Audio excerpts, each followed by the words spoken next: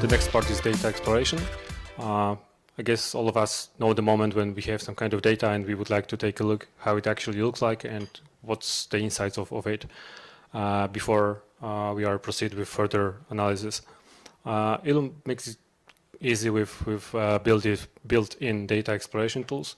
We can quickly check the data sample and check what shape it is, it has, and so you see distributions and get a little sense of what you are currently working with.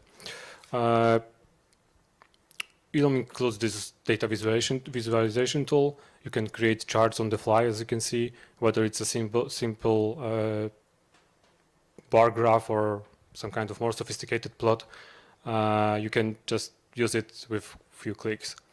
There is no need for there's no need to export the data for the other tool. You can just play with the data here inside.